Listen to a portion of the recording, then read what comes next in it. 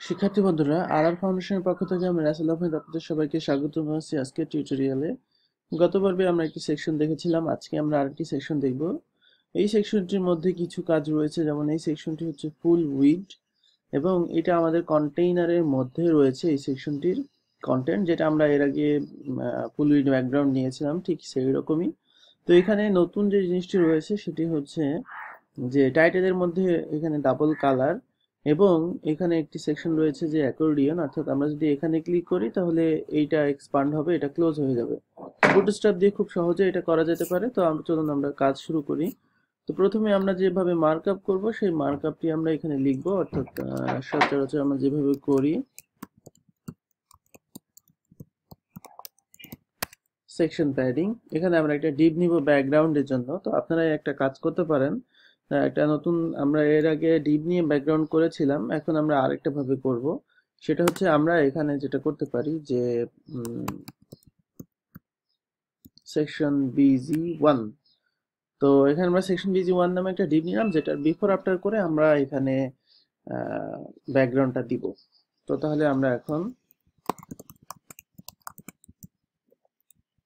Call MD6 এবং call MD offset 6, অর্থাৎ offset নেওয়ার মানে হচ্ছে যে আমরা বাম পাশে 6টা কলামে মার্জিন দিচ্ছি। তো আমরা এখন যেই সেকশনটি করছি, অর্থাৎ এখানে রেপুটেশন ম্যানেজমেন্ট। তো এখানে আমরা H2, এখানে আমরা একটা যেটা করতে পারি, আমরা একটা ক্লাস, একটা ডিপ দিতে পারি যে আমরা হেডিং 2 এরই একটা ক্লাস দিই সেকশন টাইটেল। স্প্যান নিব আমরা। স্প্যান হচ্ছে একটা ইনলাইন এলিমেন্ট যেটার কোনো ডিফল্ট সিএসএস নেই, এই জন্য আমরা এটা নেই। এটাকে আপনি ডিসপ্লে ব্লক করতে পারেন, ইনলাইন ব্লক করতে পারেন, যা ইচ্ছা তাই করতে পারেন, এই জন্য আমরা টেক্সটের মধ্যে স্প্যান নেই। আমরা একটা লরেম টেক্সট নিলাম এখানে। এখন এখানে আমাদের যেটা করতে হবে যে এই অংশটুকু নিতে হবে। তো আমরা বুটস্ট্র্যাপে যে মার্কআপ, সেই মার্কআপটা ইউজ করব, getbootstrap.com, এখানে /javascript এই ঠিকানায় যাবেন, অর্থাৎ জাভাস্ক্রিপ্ট সেকশন যেটা, ওখানে যাবেন। এখানে একটা সেকশন রয়েছে, সেটার নাম হচ্ছে কলাপস। তো এখানে কিছু কলাপসের এক্সাম্পল দেওয়া আছে, যেটা আমরা এখন এখানে নিব। তো এটা কপি করেন। তো এটা কপি করলে এখানে আপনি কলাপস নিতে পারবেন। তো কলাপস বিষয়টা আপনাকে একটু জানতে হবে, তাহলে সুবিধা হবে কলাপস করার জন্য। এখানে মেইনলি এটা হচ্ছে আমরা অ্যাকর্ডিয়ন নিচ্ছি, যেটা হচ্ছে প্যানেল গ্রুপ নামে এটার ক্লাস। এটা হচ্ছে মাল্টি সিলেক্টেবল ট্রু এখানে দেওয়া আছে। এক একটা প্যানেল হচ্ছে এটা। তো প্রথম প্যানেল এখানে ওপেন আছে। কিভাবে ওপেন আছে? কলাপস যদি ইন ক্লাসটা দেওয়া হয় সেক্ষেত্রে এটা ওপেন থাকে। ডাটা প্যারেন্ট দিয়ে বোঝানো হয় এটা অ্যাকর্ডিয়ন হবে, অর্থাৎ একটা ক্লিক করলে আরেকটা ক্লোজ হবে, এটাকে বলা হচ্ছে অ্যাকর্ডিয়ন। যদি আপনি এটা না চান সেক্ষেত্রে আইডিটা কেটে দিতে হবে এবং ডাটা প্যারেন্ট কেটে দিতে হবে, তাহলে এটা হচ্ছে অ্যাকর্ডিয়ন হবে। তো এখানে আমরা যেটা করব যে আমরা যখন কলাপস হবে তখন ফন্ট অসমের একটা আইকন চেঞ্জ হবে, সেই আইকনটা চেঞ্জ আমরা করব। খেয়াল করে দেখেন, এখানে যদি আমরা দেখি যে এই আইকনটা অ্যাঙ্গেল ডাউন, এই আইকনটা হচ্ছে অ্যাঙ্গেল আপ, অর্থাৎ এটা অ্যাঙ্গেল আপ হবে। তো সেটা কি করে করবেন? এখানে অ্যাঙ্গেল ডাউন এবং আপের মার্কআপ নিয়ে রাখতে পারেন এবং যখন এটা দরকার তখন শো করলেন, যখন দরকার তখন হাইড করলেন। অথবা আপনি যেটা করতে পারেন বিফোর আফটার করেও দিতে পারেন। তো আমি আজকে একটা পদ্ধতি দেখাবো, আগামীতে আরেকটা পদ্ধতি দেখাবো। তো এখানে আমি যেটা করব, দুইটাই নিয়ে রাখবো, অর্থাৎ I class F A angle up down, এই দুইটা আমরা এখানে প্রতিটাতে দিয়ে রাখবো, যেটা প্রতিটা টাইটেলের নিচে এটা থাকবে। এই হচ্ছে আমাদের অ্যাঙ্গেল আপ ডাউন। এবং এইখানে আমরা যেটা করব, একটা ডিভ নিব, অর্থাৎ ডিভ ক্লাস। এখানে ক্লাস নিলাম আমরা হচ্ছে স্টাইলেড এফএকিউ, যেটা যে স্টাইল দিয়ে আমরা আসলে সুন্দর করে সাজাবো, মানে সিএসএস গুলো দিব। এখন এটাকে অবশ্যই আপনি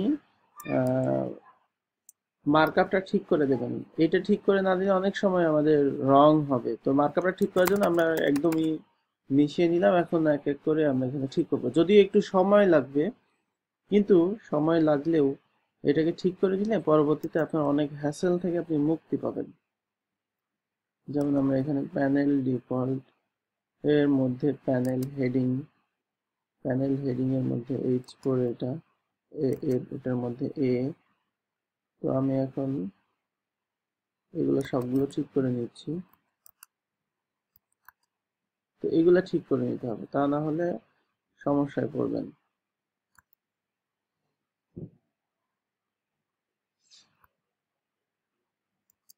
প্যানেল বডির মধ্যে যা ইচ্ছা তাই দেওয়া যেতে পারে, এটা নিয়ে আমাদের চিন্তা নেই। এইভাবে অন্য প্যানেলগুলো দিয়ে দিতে হবে। তো আমি একটা যেহেতু সাজালাম, বাকিগুলো এখান থেকে ডিলিট করে দিব। বাকিগুলো আমরা এখন নিজের মতো করে নিব। অর্থাৎ আমাদের দরকার 3টা, 2 3। তো এখানে কলাপস ইন একটাতেই হবে, অর্থাৎ প্রথম যেটা সেটাতেই হবে, বাকিগুলো ক্লোজ থাকবে। আচ্ছা, এরিয়া এক্সপান্ডেড ট্রু মানে হচ্ছে এটা এক্সপান্ড হয়ে আছে, তো আমরা বাকিগুলো ফলস করে দিব, অর্থাৎ বাকি এরিয়া এক্সপান্ডেড ফলস থাকবে। এটা নিয়ে মেইনলি আমাদের কাজ করতে হবে। তো এখন আমরা টাইটেল জাস্ট চেঞ্জ করে দিই। আচ্ছা, টাইটেল এখানে লরেম, এখানে কলাপসিবল গ্রুপ আইটেম 2 3, অর্থাৎ আপনারা চেঞ্জ করে দিবেন, তাহলে বুঝতে সুবিধা হবে যে টাইটেল চেঞ্জ হচ্ছে। এইবার আপনি এটাকে সুন্দর করে নিয়ে যান।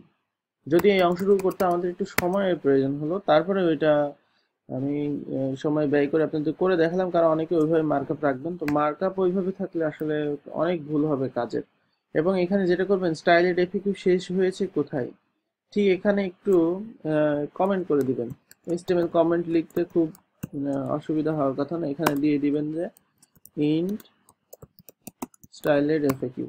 তাহলে এখান থেকে আপনি বুঝবেন যে এটা এখানে শেষ হয়েছে। এখানে চাইলে আপনি নতুন মার্কআপ লিখতে পারেন। তো এই হচ্ছে, এভাবে একটু কমেন্ট করে দিতে হবে কোডগুলো। আচ্ছা, তাহলে আমাদের মার্কআপ শেষ। এখন আমরা সিএসএস এ যাবো। সিএসএস যাওয়ার আগে ব্যাকগ্রাউন্ড ইমেজটা আমরা দিয়ে দিই, তাহলে আমাদের স্টাইল করতে সুবিধা হবে। তো ব্যাকগ্রাউন্ড ইমেজ আমরা দিব কি, এখানে এটার আফটার, এটা ব্যাকগ্রাউন্ড ইমেজ ইউআরএল। তো আমরা ইমেজ ফোল্ডারে যাব, একটা ব্যাকগ্রাউন্ড আমি অলরেডি নিয়ে রেখেছি, সেটাই আমরা এখানে দিলাম, অর্থাৎ এখানে একটা ব্যাকগ্রাউন্ড দিয়ে দিলাম। এখন আমরা ওইটা ওপেন করব। তো ওপেন করার জন্য আমরা ডেস্কটপ, কুইক স্টার্ট, এটা এখানে টেনে ছেড়ে দিলাম। এই হচ্ছে আমাদের এটা ব্যাকগ্রাউন্ড, কিন্তু এখন আসেনি, এটা আসবে। আর এখানে দেখেন দুইটাই চলে আসছে, এটা যেটা আমাদের ঠিক করতে হবে।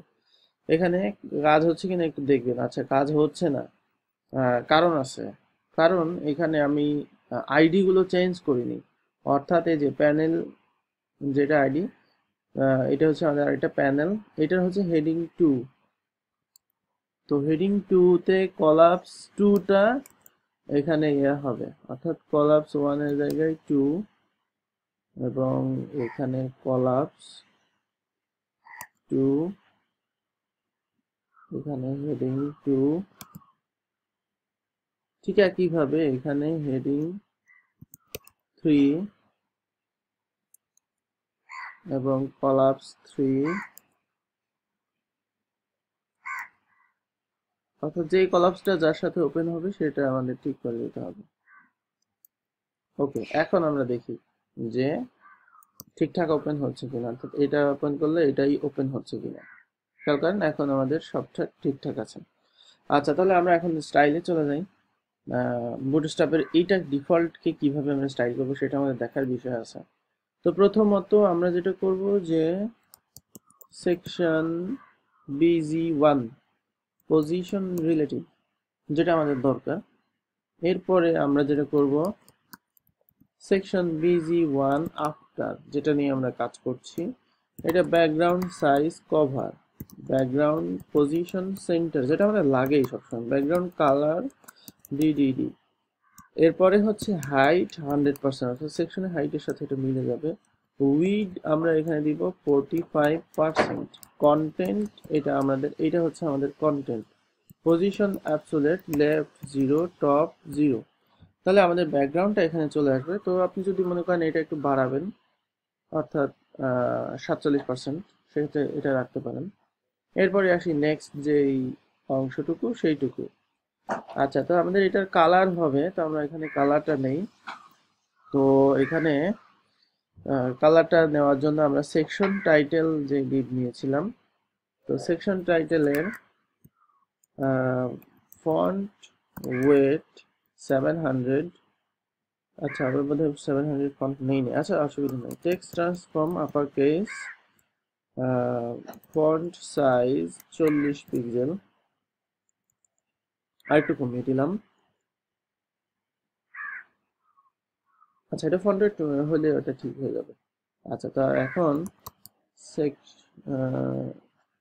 সেকশন টাইটেল, স্প্যান, কালার এটা, পরে আমরা ফন্ট ওয়েট এটা ঠিক করে দিব। আচ্ছা বডি এর ফন্ট সাইজ একটু, কালারটা ফন্টের কালারটা হচ্ছে এইটা, তো আমরা বডিতে কালারটা ওইটা দিয়ে দিই।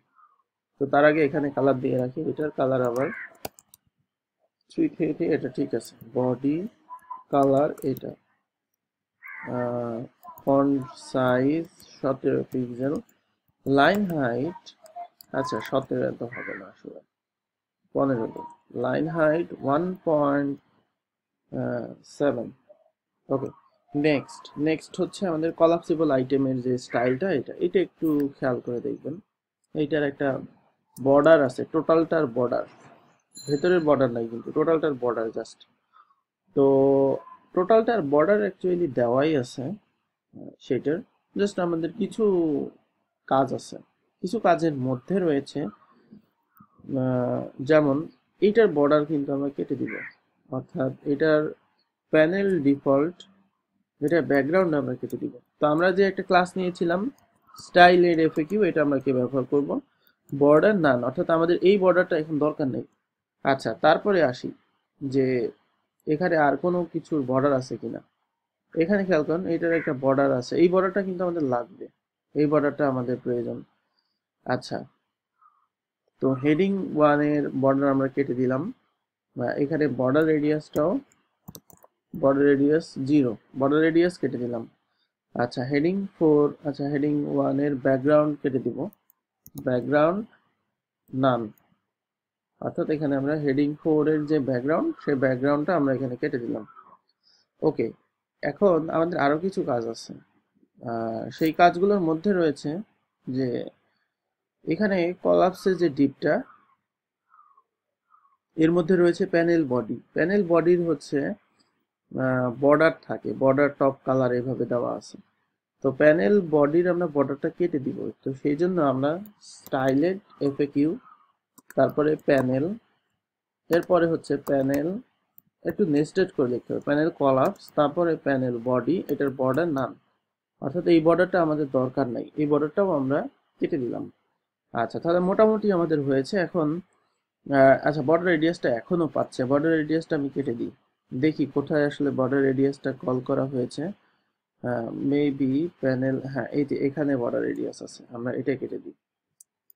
সো আমরা এখানে কাটতে হলে স্টাইলের, যাতে অন্য কোনো বুটস্ট্র্যাপ এটাতে কনফ্লিক্ট না করে, এই জন্য আমরা একটা ডিপ নিয়েছি। বর্ডার রেডিয়াস 0, তাহলে আমরা বর্ডার রেডিয়াসটা কেটে দিলাম। আচ্ছা বক্স শ্যাডো পাই এটার, তো আমরা এখানে বক্স শ্যাডো 0 0 0, অর্থাৎ বক্স শ্যাডোটাও আমাদের দরকার নেই। তো এক একটা প্যানেলের মার্জিন বটম, আমরা একটু মার্জিন বটম দিব, অর্থাৎ এক একটা প্যানেলে আমাদের মার্জিন বটম ছিল।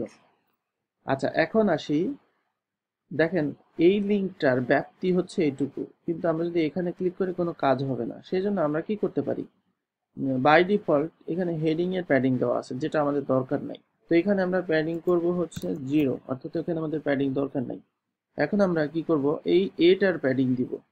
তো আমরা এখানে কি করব, স্টাইলেড এফএকিউ, প্যানেল, তারপরে হচ্ছে প্যানেল হেডিং, তারপরে H4A ডিসপ্লে ব্লক।